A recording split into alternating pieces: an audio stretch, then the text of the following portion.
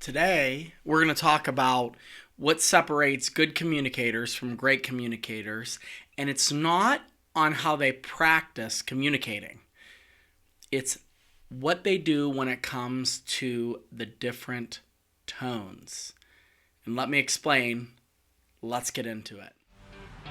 Welcome to the Sam Linton Show, the podcast designed to help you shift your mindset, find your voice, and change your world.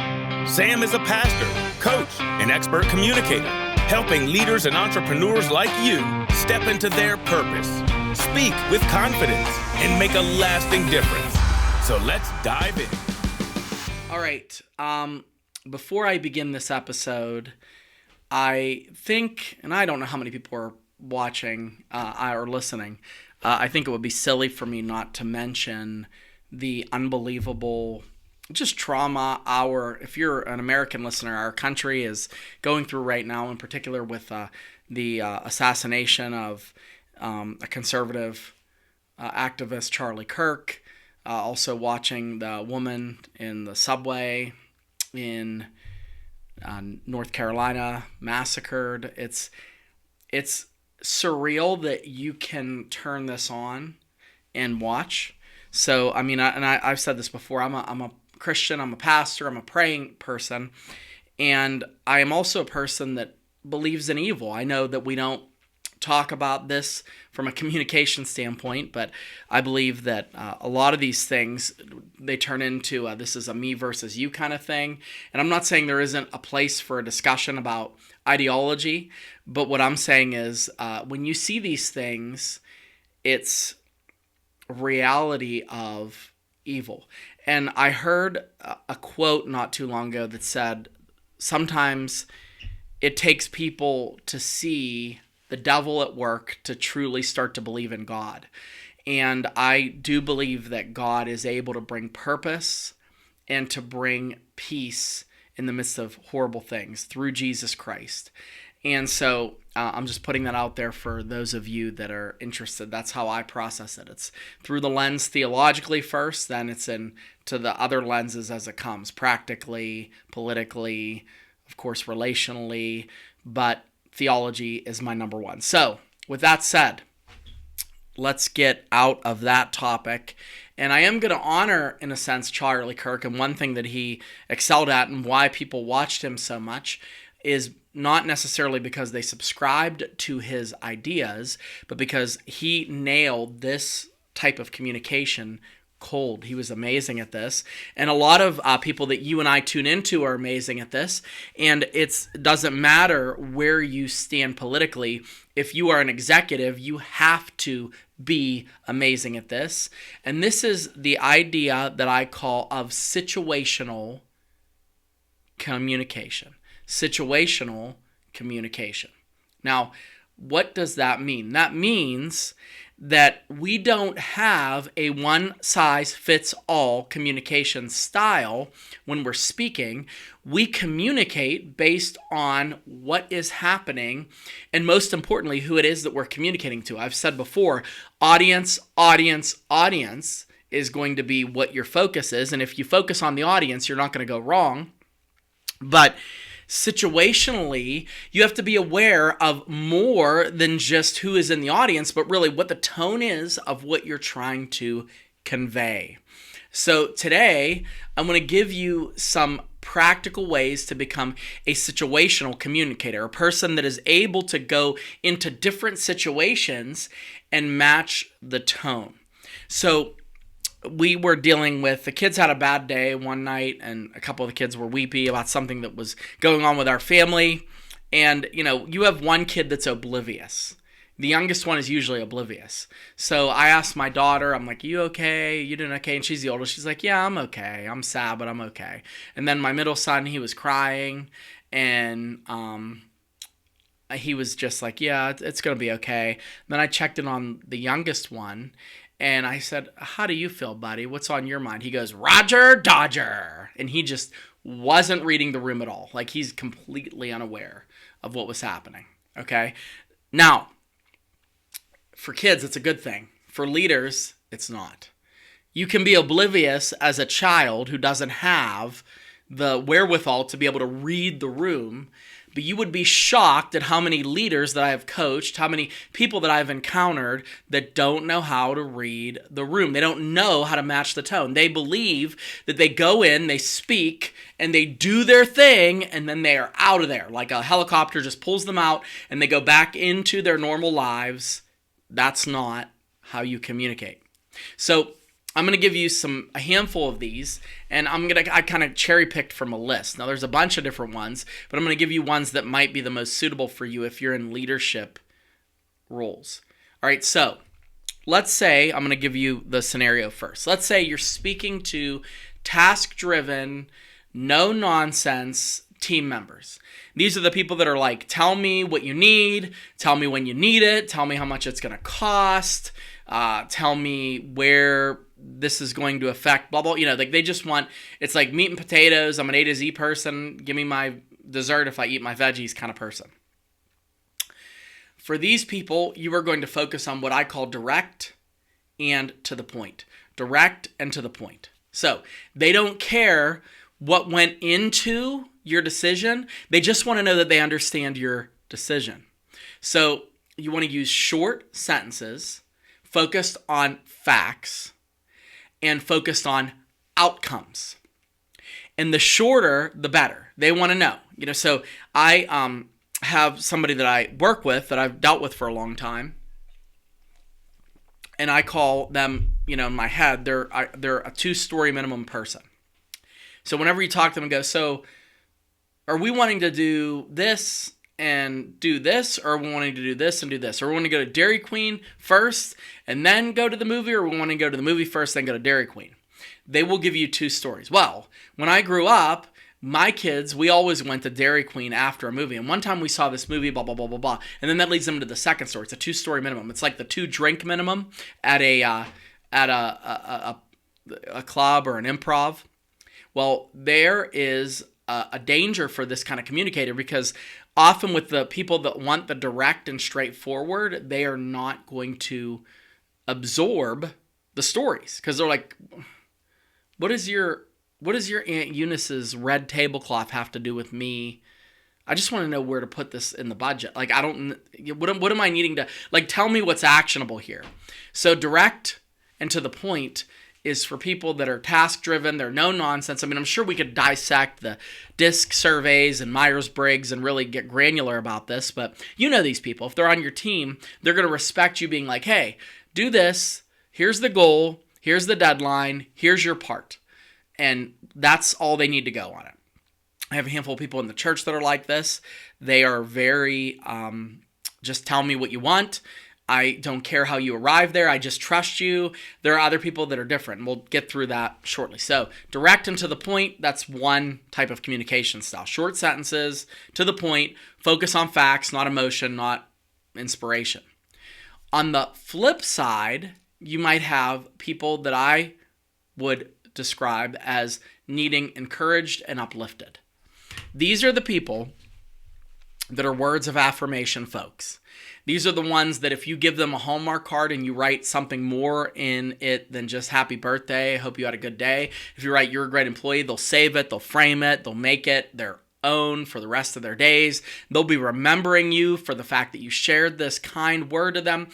You want to be encouraging and uplifting. You want to be encouraging, uplifting. So these are people that, even if there's something negative going on, as a communicator, you have to try to pull that positive spin. Like, hey, this sucks, but the good news is now we've diagnosed this problem. The bad news is blah, blah, blah, but the good in that is that we can do, and so you want to encourage them. They need that encouragement. They need to see you as a leader being able to inspire them, even when you are doing something that is borderline corrective. For example, if you have to tell them something that might be on the corrective side, like correcting a mistake or giving them feedback, you would say, I love how you approached this on a previous project. What is the message between the lines there? The message is, you're not approaching it the right way in this particular project, right? So your goal in this is to layer in to your messaging some sort of positivity. Now, You might say, I'm driven. I'm one of those people that falls into that first category. I like it direct. I like it short. Good for you. No one cares. No one cares what you like. No one cares your preference. They're working for you. They're working on your team. They didn't necessarily choose you, so you have to choose to accommodate them by being a situational communicator. And again, it doesn't mean you change your message. It means you adapt how that message is spoken when you are communicating. All right? We good? Okay. So, third one is collaborative and inclusive. Collaborative and inclusive. And you might not believe this, or whatever you might think of him. This is where I would say Charlie Kirk shined. Because Charlie Kirk, when he would debate people, he would ask questions. What do you think about this? They would ask a question, then he would ask them a follow-up question. Well, you just said this. Did you mean this? What does that mean? What do you mean when you say this? How can we understand? And that is a technique called inclusivity. That means you are bringing that team into your mind and coming to a solution together. Instead of just, you ask questions, I give answers. So if you come to me and you say, hey, where should we go for dinner tonight? If I was being authoritarian, I would say, we don't eat dinner tonight. It's Thursday. We eat dinner only on Mondays, Wednesdays, and Fridays.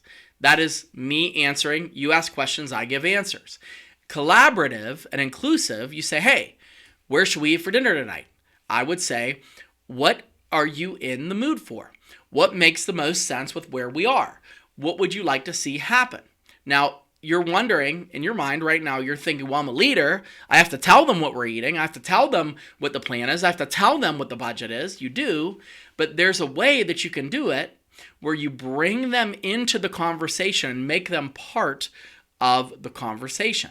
This is also a way when you're working with a team that wants to be included, stay away from you, me, my, I, we, I think, I should, I'd like to see you, and you want to use inclusive language, not just language that is sensitive to other people's cultures, and I've talked about this before, but inclusive language in we, our team. Our history with this has shown us that we are able to, so this way they are feeling like you are not operating inside a silo of decision making, but you are bringing them in to the communication process. Now, you might stop and ask, well, how do you do this? You're short on time. You have, as a leader, the unique responsibility of making sure that you know your team. You're like, well, I don't really know them that well. I have my own job to take care of. Well, you better make yourself available for nights and weekends to study them, learn about them, learn about what type of a leader they are. Because this type of leader, a situational leader, is going to adapt his or her messaging to collaboration. So I'll give you an example. I just did one of our largest events at the church that we've had in a while. 250 leaders, maybe 230 leaders. Leaders, I'm saying leaders, not just members of the church, but big financial donors, people that are running the church, people that are leading teams, some of our elders. It was, all hands on deck. I spoke to them differently than I would speak to the church, on the weekend. I used language like, look what we did. Look at what we were able to do. Look at what you caused when you came into this vision. You made this happen. And it wasn't being facetious. These people know they made it happen. They know they pay the bills at the church. They know that they take care of the ministries of the church. They know that they're the ones that the pastors call on. So of course I'm going to use language of we. And this is all because of the generosity in this room, as opposed to I have a vision and I've been thinking about and I believe. No. That kind of group requires collaborative, inclusive feeling like that. Hey, I've paid the price to be here. I've sacrificed my time, my money, my energy, and now here we are. So a collaborative, inclusive way of communication. All right. Next group. We're flying through these. Yow! We're doing good here. The next group is folks who are anxious or overwhelmed. Those people. So you're going to have a lot of those on a team. There's always a couple. And the way you have to speak to them is very particular, because what you want to do when you approach them is calm and reassure. You don't want to come with that big, exciting, like we can do this mentality. You want to say, hey, I got a task we're working on here. You slow your pace. Yeah, we can get this done. Here's all we got to do. This is real easy. I mean, really take your time. Like, this is no big deal. Leaders who demonstrate a calm presence will produce calmer employees. And so when you have people around you that they tend to be on the fringes when the ship gets rocked, so to speak, they feel they need to know all the answers up front, you can say, hey, look, this is no big deal. We can figure this out. I'm going to be with you. I got your back. You want to assure them. And this is, to the other group that wants to be collaborative, this is going to feel insulting. To the other group who wants to be, just give me the meat and potatoes, like the ones that just want the direct and facts, they're going to go, I don't care if you have my back. Just tell me what you want me to. I don't care. What's the deadline? How much is it going to cost? What do you want from me? Right? Like that's what they want to know. But the calm one wants to know, we're in this together and I'm not letting go. This is going to be okay. You have people like this on your team. And here's how you know. When you shift gears or you go into one of those other tones, they shut down. They shut right down. They're quiet. They're withdrawn. They're sullen. You see them and you're like, oh, they're having a bad day. No, you have scared them. And as a leader, you have to know that you've scared them. So you have to assure them that they are your priority. So you want to do that. You want to make sure that you give people that assurance, calm and assurance, a non-anxious presence, if you will. Okay. Visionary. All right.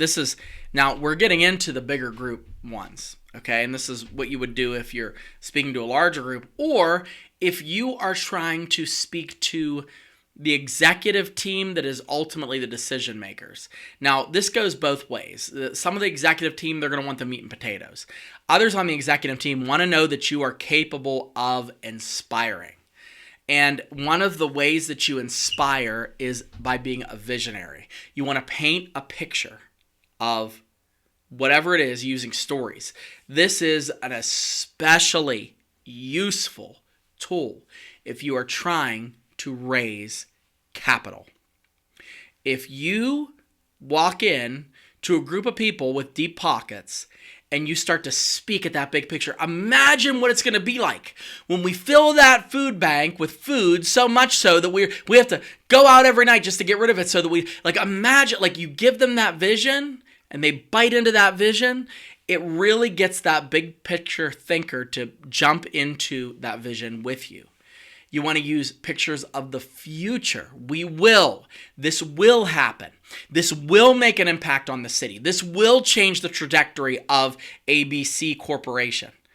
And use that imagery. We are a beacon of hope. We are a foundation of stability. You want to use those kinds of words that inspire action and motivation.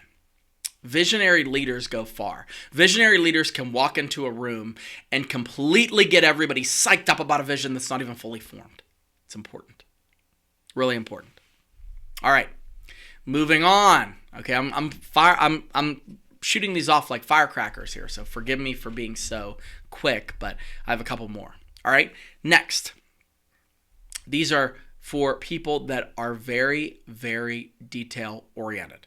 These would be people that you would hand a list to, and they will overthink, second guess, go over, did you mean this or this? You mean this or this?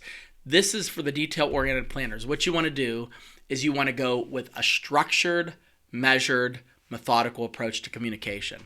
This is where you often might have to provide things in writing. This is where you might have to throw your talk or your talking points into AI and say, how can I make this clearer so that there's no wiggle room? These are for the people, and correct me if I'm wrong, I think I'm right. These are the C of the disc. They're the compliant. They want to know, they want to make sure. These are the engineers, like, okay, the angle of this room is off, and we can't change this now. We got to do, these are the people that want the step-by-step, the play-by-play. They don't want interpretation.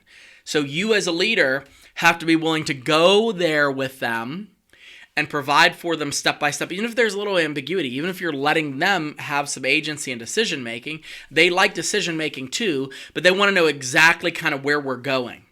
And these are the people, again, that will overanalyze and overthink what they're doing. They procrastinate a lot if things aren't all there. They put it off because they want to make sure I can get this done. I know if I do this, and this, then it'll all work out. The unfortunate thing is a lot of leaders don't communicate this way. It's hard because that means you have to go a little more than an inch of depth on whatever subject it is that you're speaking on. This is why I would use other executives or other people on the team that are more detail-oriented and granular and get them to come up with some talking points for you to elevate your messaging for these people.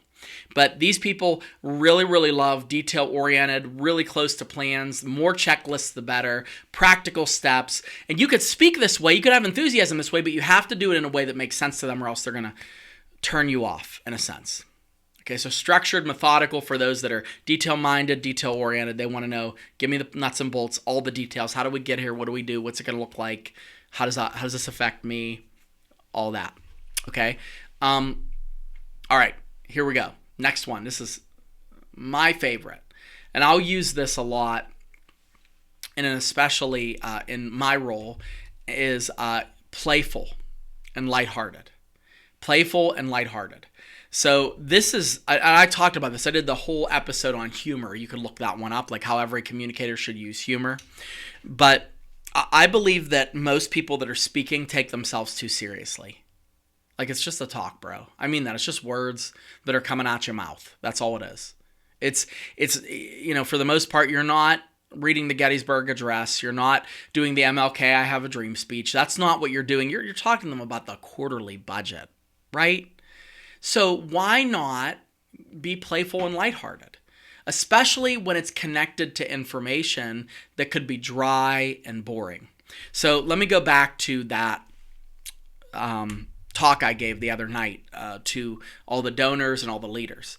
Well, I purposefully baked into that talk some playfulness and jokes and lightheartedness. And what the part that I was responsible for, I was talking about money, logistics when it comes to money and how you've raised money. And basically, I had to go through a timeline of how much money we raised for this massive project that we're on the edge of finishing at the church and give it in a detailed format. It was so dry, like just looking at it on paper, I had to get a drink of water. It was that dry. It was so dry that the Sahara called and actually asked me if I needed some hydration.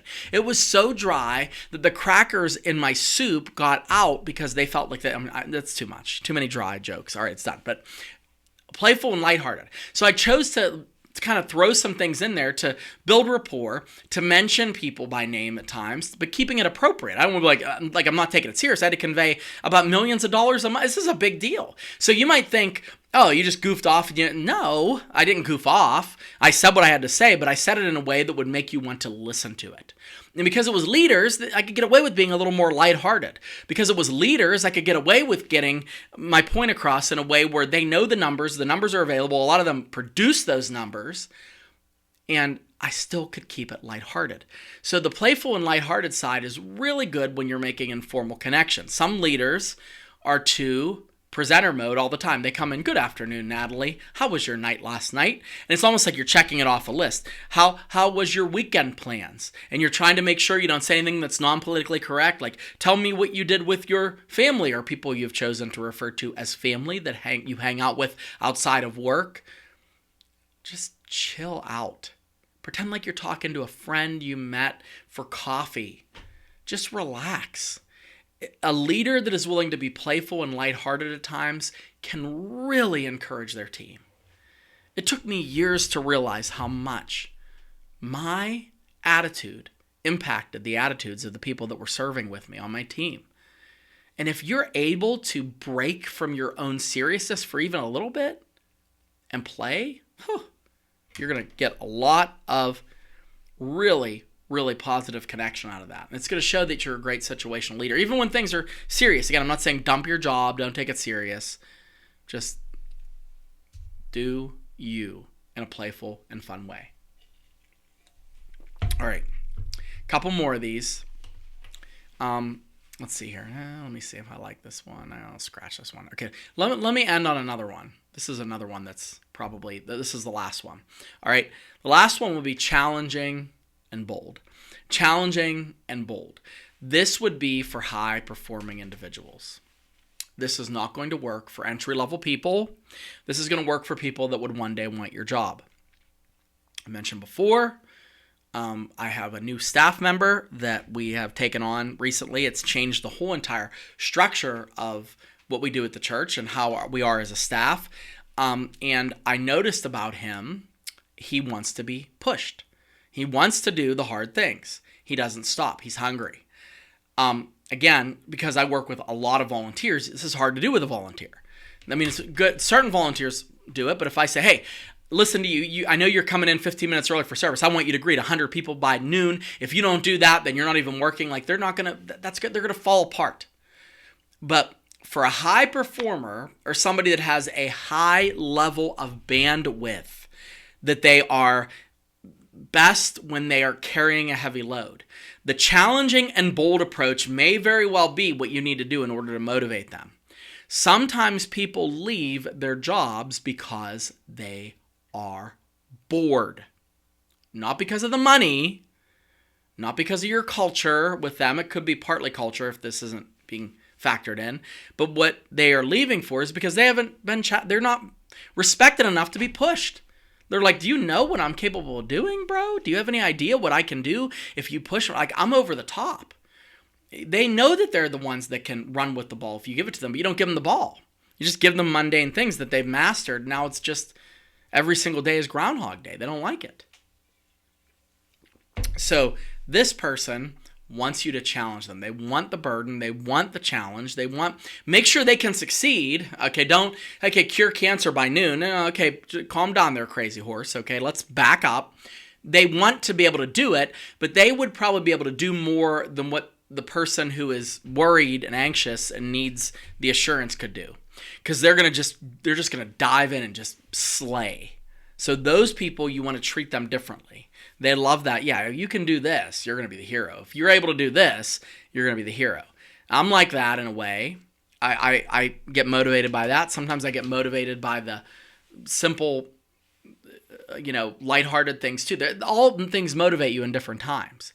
But just know that the challenging of them is sometimes the best and most rewarding thing. So, all right, with that said, if you are looking, I'll say it again, for help, let me help you. Podcast at samuellinton.com. I would love to coach you. I would love to coach your teams on how to speak to the employees on their team. I would love to coach you no matter what level of the organization you're at. But if you have people that are under you that you're regularly speaking to, this is going to be crucial that you learn how to be a situational communicator. I could help you, I could guide you, and I could make it fun. Because why would you want to do personal development that isn't fun? Right? Right. So, with that said, thank you for tuning into the Sam Linton Show. Been at this a long time. Shift your mindset, find your voice, change your world. We'll see you next time.